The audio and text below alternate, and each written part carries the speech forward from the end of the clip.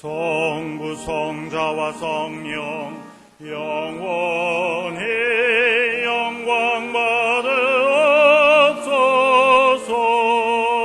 태초로 지금까지 또 길이 영원 무궁 영광 영광 아멘 아멘.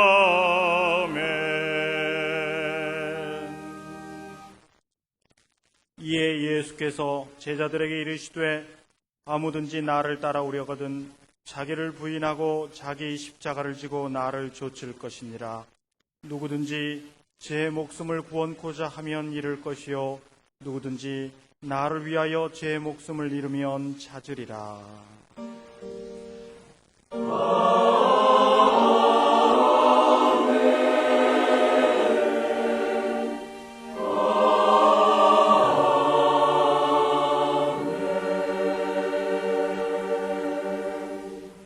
이 시간 하나님께서 우리에게 주시는 구약의 말씀은 시편 85편 4절에서부터 13절까지입니다.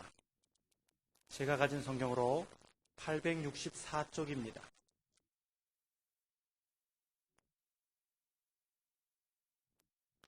우리 구원의 하나님이여, 우리를 돌이키시고 우리에게 향하신 주의 분노를 그치소서. 주께서 우리에게 영원히 노하시며 대대에 발군하시겠나이까. 우리를 다시 살리사 주의 백성으로 주를 기뻐하게 아니하시겠나이까. 여호와여, 주의 인자심을 우리에게 보이시며 주의 구원을 우리에게 주소서. 내가 하나님 여호와의 하실 말씀을 들으리니 대저 그 백성 그 성도에게 화평을 말씀하실 것이라. 저희는 다시 망령된 대로 돌아가지 말지로다. 진실로 그의 구원이 그를 경외하는 자에게 가까우니 이의 영광이 우리 땅에 거하리이다.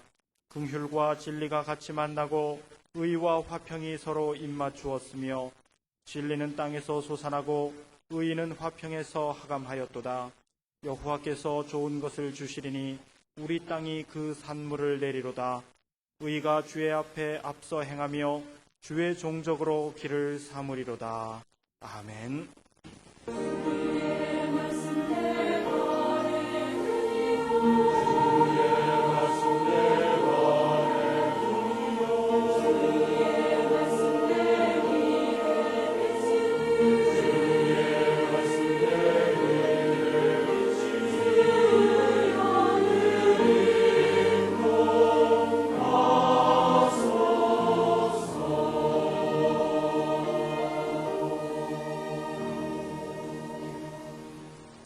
하나님께서 우리에게 주시는 신약의 말씀은 고린도 후서 7장 9절과 10절입니다.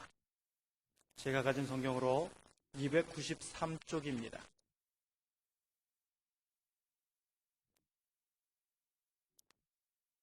내가 지금 기뻐함은 너희로 근심하게 한 까닭이 아니요 도리어 너희가 근심함으로 회개함에 이른 까닭이라. 너희가 하나님의 뜻대로 근심하게 된 것은 우리에게서 아무 해도 받지 않게 하려 함이라. 하나님의 뜻대로 하는 근심은 후회할 것이 없는 구원에 이르게 하는 회개를 이루는 것이요 세상 근심은 사망을 이루는 것이니라. 아멘. 사순절 기간에 가장 힘써야 할 대표적인 일은 뜨겁게 회개하는 일입니다. 교회 가서 복받아라, 위로해주고 달래고 감싸줘도 모를 터인데, 그런데 왜 자꾸 회개하라 그러나, 부담스럽게 왜 그러나 그런 생각이 들지 모르겠어요. 결론부터 말씀드린다고 하면 이미 회개하여 깨끗해졌어도 시간이 지나고 살아가면서 저절로 때를 타게 돼 있습니다. 그래서 다시 회개해야 하는 겁니다. 우리가 목욕탕에 가서 깔끔하게 씻어도 시간이 지나면 나도 모르게 때가 타지 않습니까? 언제 꼭 그 부분에 무슨 때가 타도록 한 것 아닌데도 때가 다 생겨나고 그러잖아요. 이발하면 얼마나 이쁩니까? 그런데 며칠 갑니까?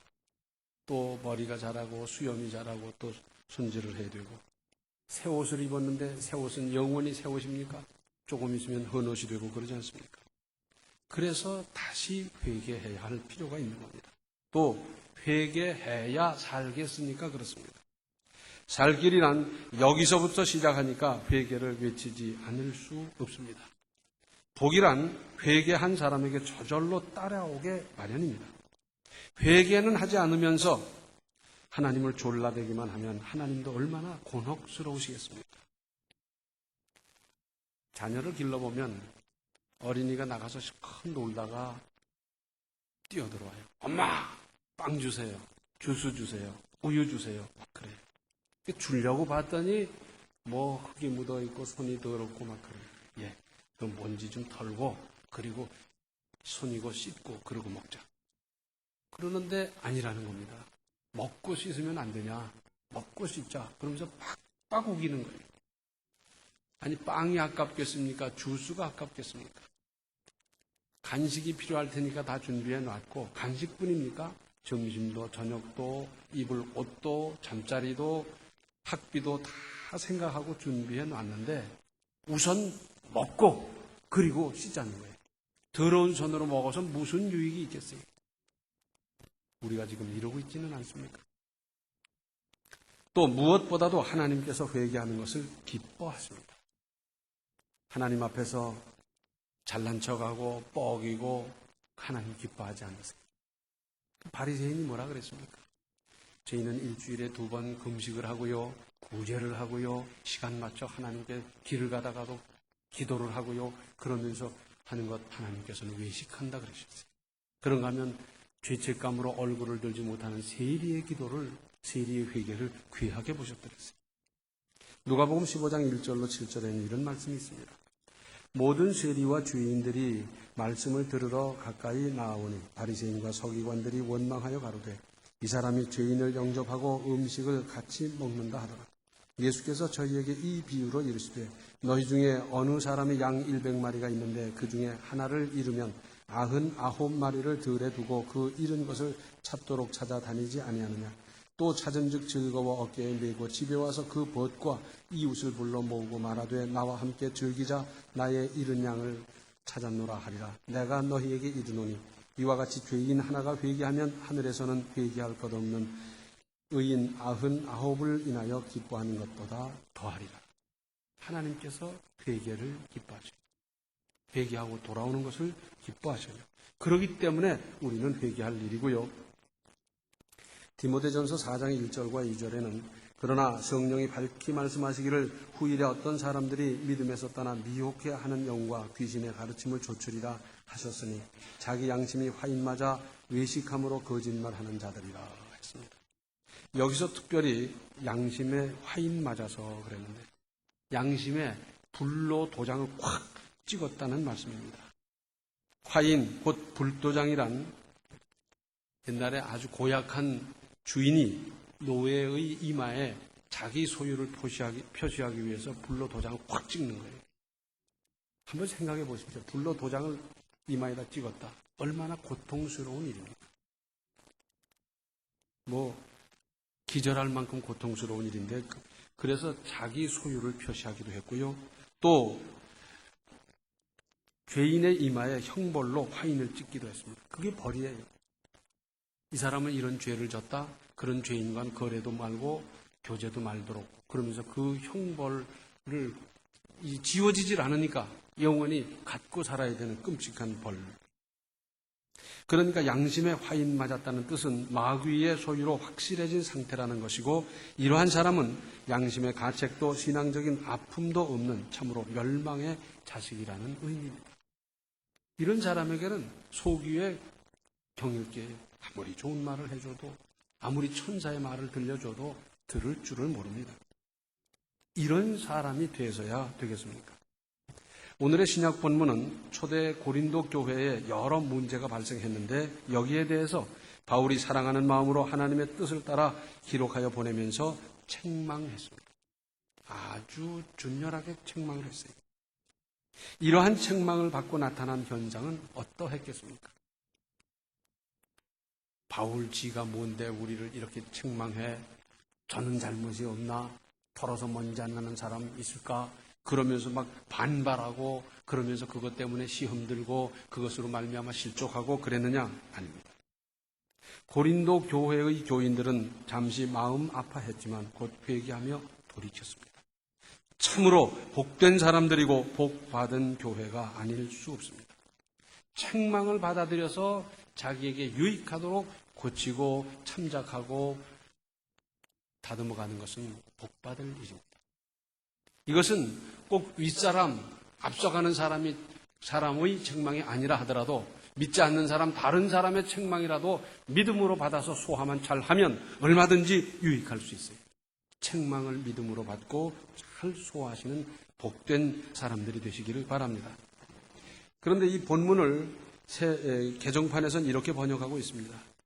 지금은 기뻐합니다. 그것은 여러분이 아픔을 당했기 때문이 아니라 아픔을 당함으로써 회개에 이르게 되었기 때문입니다. 여러분이 하나님의 뜻에 맞게 아파하였으니 결국 여러분은 우리로 말미암아 손해를 본 것은 없습니다. 하나님의 뜻에 맞게 마음 아파하는 것은 회개를 하게 하여 구원에 이르게 함으로 후회할 것이 없습니다.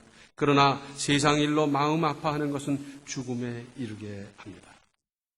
요약하면 영적 근심과 육적 근심을 대비해서 설명하는데, 영적으로 자기의 잘못에 대해서 가슴 아파하는 근심은 회개를 이루어 구원에 이르고, 세상 근심은 끝없이 불어나면서 결국 사망에 이르게 한다 하는 것입니다.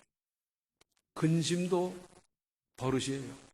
근심을 자꾸 하다 보면 이 근심, 저 근심, 내가 안 해도 될 근심까지 끌어다가 내일의 근심, 내년의 근심까지 끌어다가 근심하다가 마귀의 노예가 되고 종이 되어버리기 마련입니다. 고린도 교회는 문제가 많았어요. 그런데 책망을 듣고 돌이킴으로 그 교회가 오늘날까지 존속하고 있어요. 1900년 동안 가는 교회, 대단하지 않습니까? 그 전에 그 유명하던 초대 7교회는 다 없어졌는데 오히려 거기는 무슬림권이 되고 말았는데 이 고린도 교회는 지금까지 존속한다는 건 우리에게 큰 교훈이 아닐 수가 없습니다. 그런데 회개에는 때를 잡아야 합니다. 히브리서 12장 17절을 보면 창세기 때 에서와 야곱이 장자권을 놓고 이제 거리하고 그러죠.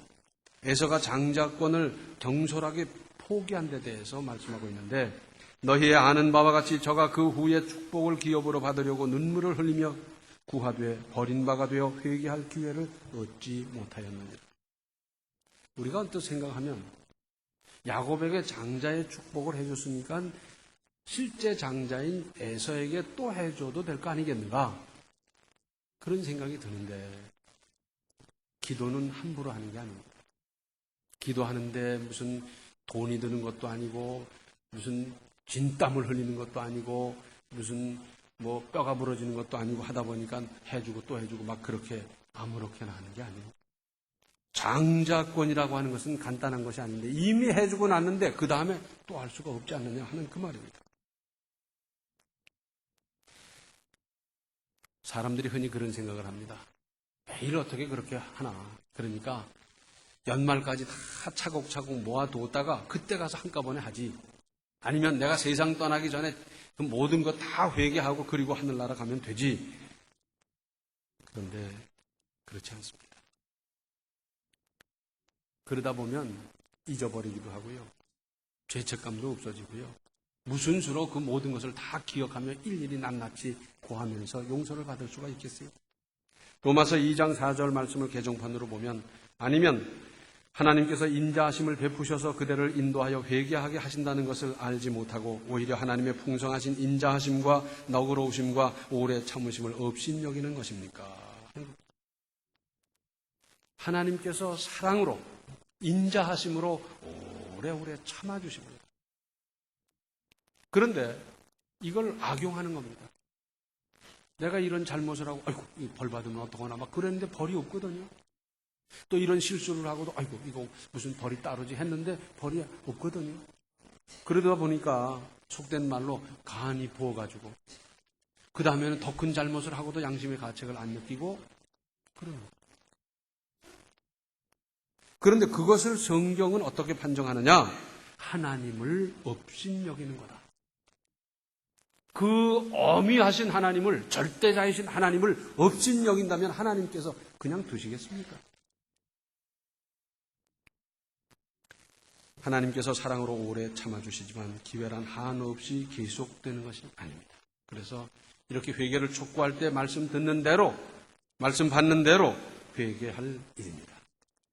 오늘의 구약 본문 4절을 다시 보시면 우리 구원의 하나님이여 우리를 돌이키시고 우리에게 향하신 주의 분노를 그치소서. 무슨 말씀입니까? 사실 우리가 지은 죄로 말미암아 하나님의 그만한 제재, 곧 고통이 따르고 있지만 그러시기보다는 회개할 줄 모르는 사람을 불쌍히 여기셔서 돌이켜 회개하게 하시면서 그 제재도 그치시는 것이 하나님의 긍휼이고 하나님의 자비시고 하나님의 은혜 아니겠습니까? 하는 겁니다. 여기서 우리가 주목해야 할 대목이 있습니다.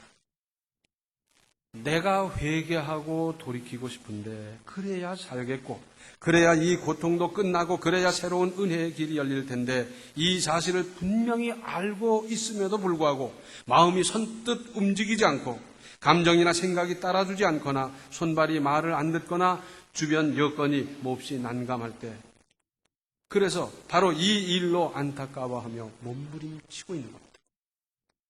회개하기는 해야 될 텐데 터지질 않는 거예요. 그래서 몸부림치는 거예요. 이런 경험이 있으십니까? 신앙생활 오래 깊이 하신 분들은 이게 무슨 말인지 아실 거예요. 그러나 신앙이 아직 일천한 분들은 무슨 말인지 잘 모를 거예요. 회개를 해야 살겠는데 회개하고 싶은데도 불구하고 움직여주질 않고 터져나오질 않을 때 얼마나 안타까운지. 마치 이런 겁니다. 우리가 이런 보도를 통해서 보잖아요. 조난을 만났어요. 뭐 산사태를 만난다든지 만나서 얼마 만에 정신을 차리고 보니까 계속 흙은 쏟아져 내려오고 있고 빨리 이 자리를 비켜놔야 되겠다라고 생각을 하는데 몸이 말을 안 듣는 거예요. 흙은 점점 덮쳐오는데 움직이려고 봤더니 팔이 바위에 끼고요. 다리가 부러져 있고요. 막 움직이지 못할 때 얼마나 기가 막히겠어요. 이 심정과 꼭 같아요. 저를 고등부 때 가르쳤던 목사님, 그분은 6.25 참전하신 분이었습니다. 그분은 이런 말씀을 하셨어요. 6.25 전쟁통에 부상병이 생기니까 막 앰뷸런스로 실어 나르는 겁니다. 육군병원에 뭐 침대가 넉넉하겠어요. 그러니까 지금 급한 환자부터 먼저 수술하는 거예요. 일손은 딸리고 뭐 약도 딸리고 그러는데 그래서 막 팔이 부러지고 다리 부러진 그런 사람부터 먼저 치료하고 그렇지 않은 사람들은 막 일렬로 눕혀놓는 거예요. 그때 뭐 언제 마취하고 그럴 새도 없고 막 꼬매대고 막 그러는 그때인데 당신도 거기 한 사람으로 누웠다. 근데 수술하는 사람은 하는 사람이지만 여기 누워있는 사람들이 뭐 아파서 죽겠다고 난리를 치는 거예요. 막 어머니를 찾는 사람의 욕을 하는 사람이 막 아파 죽겠다고 막 위생병 찾아서 막 별소리를 다 하고 막 난리가 난 거예요. 그러면서 공통된 말은 물을 달라는 거예요. 피를 흘리고 보니까 갈증이 심해서 물을 달라고 그러는데 물 주면 죽거든요. 안 주는 거죠. 죽고 살건 내가 알아서 할 건데 이놈아 뭐 물 갖다 달라고 막 난리 치다 보니까 위생병이 뭐 욕을 먹다 할 수 없이 물을 한 주전자 갖다 줬어요. 입 벌려라 하고 쭉 입 벌리고 있는데 거기다 물을 따라주면서 하는 말이 삼키면 죽어 그러더라고요. 삼키면 죽는 겁니다. 그러고 그냥 주르르 따라. 갈증이 심하고 고통이 심하다 보니까 그걸 못 견디고 입에 물이 들어왔는데 안 삼키겠습니까? 꿀꺽 먹고 콕 숨 넘어가는 사람이 있어요. 근데 그 목사님, 그때 당시엔 목사님이 아니었겠습니다만 그 목사님은 맞아, 삼키면 죽지. 그런데 부상, 피 흘림 그것 때문에 정신은 가물가물하고요. 옆에 사람은 꿀꺽 먹고 숨 넘어가는 게 보이고요. 그리고 갈증이 얼마나 심한지 그냥 꿀꺽 먹고 에라 죽어버리면 하는 생각이 굴뚝같이 들고요. 이걸 지나기가 얼마나 힘들겠어요.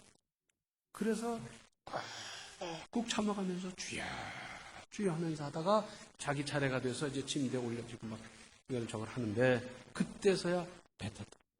뱉고 보니까 노란 진액이 그래서 끈적한 물이 나오고 그리고 수술받고 그분은 사셨고 나중에 신학을 하고 목사님이 되셨어요. 먹으면 죽는데 그런데 그때를 참고 이길 수 있느냐 없느냐 이것은 마치 우리가 회개하면 살고 그래야 길이 열린다는 걸 확실히 아는데 터져나오질 않을 때 이 심정과 뭐가 다르겠어요? 그러니까 하나님께서 강제로라도 억지로라도 강권적으로 해서라도 회개하게 만들어 주셔서 하는 것입니다. 사실 회개하는 것도 하나님의 은혜입니다. 그래서 무엇보다도 회개의 영을 부어주십사고 사모할 일입니다. 그래야 살고 그래야 길이 열리고 그래야 죄로 막힌 담을 헐 수 있지 않겠습니까? 그런데 내 힘만으로는 안 되더라는 것이고 그래서 하나님께서 그 놀라우신 능력으로 회개의 영을 부어주셔서 돌이켜 회개하도록 해주십시오 하는 겁니다. 그러면 회개한 그 영을 가지고 하나님께 영광 돌리면서 정말 하나님의 기대에 부응하며 살아가지 않겠습니까 하는 겁니다. 여기서 돌이킨다 그랬는데 이것은 완전한 방향 전환을 뜻합니다. 지금까지는 내 인생관, 내 가치관, 내 욕심, 내 목표를 따라서 거기에 심취하고 거기에 몰두하고 거기에 모든 것을 투자하면서 살았는데 이제 방향을 완전히 바꿔서 이제는 하나님 중심으로 하나님 말씀 따라서 절대 순종하면서 하나님의 은혜를 이루면서 사는 것. 완전히 태도를 바꾸는 것이고 확실하게 자세를 새롭게 하는 것입니다. 이 모든 것을 묶어서 말씀드린다고 하면 철저한 회개를 뜻하는 겁니다. 단순히 입에 발린 고백, 입에 발린 자복, 입에 발린 회개가 무슨 의미가 있겠습니까? 자기 죄책감에 대해서 가슴 아파하는 마음, 뜨거운 눈물과 더불어 회개하는 것이 아니라 하나님 잘못했습니다. 먹고 살다 보니 그렇게 된 거 아니겠습니까? 뭐 저보다 먼저 믿은 아무도 이렇게 하고 누구도 이렇게 하고 세상이 다 그래서 하다 보니까 저도 그랬는데 하나님 어떡합니까? 그냥 봐주시지요. 이게 회개겠습니까? 또 우리를 돌이키소서 했습니다. 한두 사람이 아니라 우리를 돌이키소서. 나를 돌이키소서가 아니라 우리를 돌이키소서 그랬어요. 어느 시대를 막론하고 의인 한두 사람이 없는 세상은 없습니다. 의인 한두 사람 있는 세상은 고약한 세상이고 의인이 많은 세상은 좋은 세상이고 그렇지 않겠어요? 어느 시대를 막론하고 한두 사람 회개하며 거룩하게 사는 사람 없는 시대, 없는 사회가 어디 있겠어요? 그 한두 사람만 가지고는 안 되겠거든요. 그래서 나를 포함한 우리를 돌이키게 해달라는 기도입니다. 사실은 이 시대가 회개해야 합니다. 온 백성이 회개해야 합니다. 니느웨 성이 요나의 외침을 듣고 임금으로부터 모든 백성이 금식하며 회개했던 것 같이 회개해야 합니다. 교회도 회개하고 지도자부터 회개할 일입니다. 아니, 나부터 회개할 일입니다. 다른 사람 얘기할 게 아니라 나부터 회개할 것이 얼마나 많습니까? 회개 안 해도 될 수 있는 사람은 이 세상에 단 한 사람도 없습니다. 의인은 없나니 한 사람도 없다고 그랬는데 마치 자기가 의인이나 되는 것처럼 그래도 나는 바르게 살았거니 천만의 말씀. 하나님 앞에서도 그렇습니까? 그럴 수야 없지 않습니까? 그전에는 우리가 다 문에 창호지를 바르고 살았어요. 그런데 거기에 햇빛이 비치면 어떻습니까? 바늘구멍을 따라서 햇빛이 이렇게 비쳐오는데 자세히 보면 거기 먼지가 왜 그렇게 많아요? 그걸 모르고 없는 줄로 깨끗한 줄로 살아왔다. 아니 이렇게 많은 먼지를 내가 먹으면서 살았나 하는 생각이 들잖아요. 밝은 데 내놓으면 죄가 드러납니다. 깨끗한 심령 상태에는 조그만 잘못이 있어도 금세 눈에 띄면서 그것을 가슴 아파하고 회개하고 다시 깨끗한 걸 회복하는 거예요. 그러나 어두운 데서는 그게 그거예요. 검정색인지 군청색인지 무슨 색인지 다 그게 비슷하고 뭐 구별도 안 돼요. 죄가 워낙 많은 사람에게 있어서는 한 번 더 거짓말한다고 해서 가슴 아파할 리가 없고요. 깨끗한 상태를 유지하다가 또다시 어떤 실수나 허물이 있다고 하면 즉시 눈에 띄고 즉시 깨달아서 즉시 회개하고 시간을 보내고 날짜를 보내는 것이 아니라 즉시 해결하면서 심령 상태가 깨끗한 그 상태를 계속 유지하는 것 얼마나 아름답겠어요. 그런데 그렇게 돌이키면 어떻게 되겠습니까? 오늘 구약 본문 6절 이하를 보면 우리를 다시 살리사 주의 백성으로 주를 기뻐하게 아니하시겠나이까? 여호와여 주의 인자하심을 우리에게 보이시며 주의 구원을 우리에게 주소서. 내가 하나님 여호와의 하실 말씀을 들으리니 대저 그 백성 그 성도에게 화평을 말씀하실 것이라. 저희는 다시 망령된 대로 돌아가지 말지로다. 진실로 그 구원이 그를 경외하는 자에게 가까우니 이에 영광이 우리 땅에 거하리이다. 긍휼과 진리가 같이 만나고 의와 화평이 서로 입맞추었으며 진리는 땅에서 솟아나고 의는 하늘에서 하감하였도다. 여호와께서 좋은 것을 주시리니 우리 땅이 그 산물을 내리도다. 의가 주의 앞서 행하며 주의 종족으로 걸음을 삼으리로다. 우리가 돌이키고 회개하면 우리 하나님께서 그 다음부터 우리의 인생을 책임져 주실 뿐 아니라 어두운 데를 헤매는 것이 아니라 밝고 아름다운 길, 주님과 함께하는 길, 새 길, 새 은혜, 새 역사가 우리 앞에 열려질 터인데 이런 역사를 이루며 체험하며 건설하며 살아가시기 바랍니다. 기도하시겠습니다. 은혜로우신 아버지 하나님, 행여 저희들이 의인인 척하며 살지는 않았습니까? 하오나 이제 주님 앞에서 회개하는 영을 사모해 주님 주시는 그 영으로 말미암아 우리의 잘못을, 허물을, 실수를 낱낱이 바라보며 주님 앞에 통회, 자복할 수 있게 하여 주시고 주님의 그 용서의 큰 선언을 들으면서 죄책감으로 사는 것이 아니라 용서받은 떳떳한 당당한 자세로 이 세상을 살아갈 수 있게 하여 주시고 저희가 깨끗한 심령이 되었을 때 주시는 하나님의 은혜가 어떻고 하나님께서 함께 하시는 역사가 어떤 것인지를 체험하며 증거하며 나타내며 사는 우리의 새로운 삶이 되게 하여 주시옵소서. 예수님의 이름 받들어 간절히 기도하옵나이다. 아멘. 안절 기간에 깊이 회개하고 큰 은혜 받으시기 바랍니다. 지금은 생명의 주 예수 그리스도의 은혜와 하나님 우리 아버지의 극진하신 사랑과 성령의 감화, 감동, 충만, 교통하심이 뜨거운 회개로 새로운 인생을 건설하기로 작정하는 모든 성도들 머리 위에 이제로부터 영원토록 함께 계시기를 간절히 축원하옵나이다. 아멘.